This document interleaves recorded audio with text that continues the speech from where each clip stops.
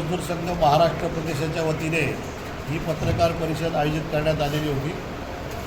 17 ऑगस्टला देशभरामध्ये कामगारांचे जे विविध प्रश्न आहेत या प्रश्नांकडे केंद्र आणि राज्य सरकारचं लक्ष वेधण्यासाठी ही एक आंदोलन जे आहे ते भारतीय मजदूर संघाच्या वतीने आयोजित करण्यात आलेलं आहे आणि त्या आंदोलनाची भूमिका आणि माहिती देण्यासाठी ही पत्रकार परिषद होती।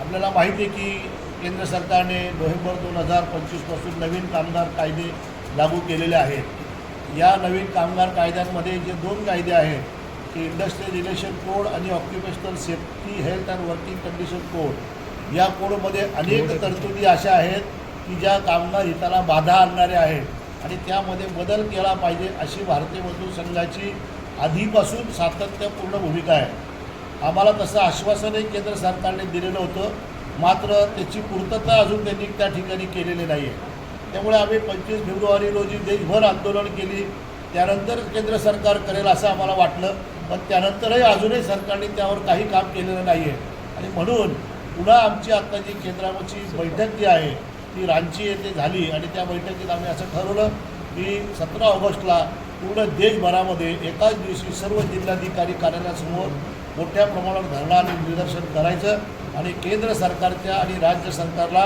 या कामगारांच्या प्रश्नांकडे लक्ष देण्यासाठी भाग पाडायचं। 17 तारखेला तुमचे धरणं आंदोलन आहे, त्याचं स्वरूप कसं असेल, की किती लोक असेल आणि कोणाची भेट घेणार आहे त्या दिवशी?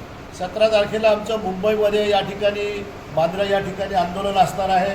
त्या ठिकाणी कलेक्टर ऑफिस समोर असेल, ठाणा कलेक्टर ऑफिस आहे, पालघर कलेक्टर ऑफिस आहे, रायगड आहे, या आपल्या जवळची आहेत आणि महाराष्ट्रातल्या सर्व कलेक्टर ऑफिसेसवर आमचा कार्यक्रम असेल। देशातले देखील सर्व कलेक्टर ऑफिसवर आमचा कार्यक्रम असणार आहे। आमच्या ज्या प्रमुख मागण्या आहेत त्याच्यामधल्या 2 मागण्या आपल्याला मी या ठिकाणी सांगू इच्छितो की ESI जी आहे, कामगार राज्य विमा योजनेची जी वेतन मर्यादा आहे ती सध्या 21,000 आहे, ती 42,000 केली पाहिजे।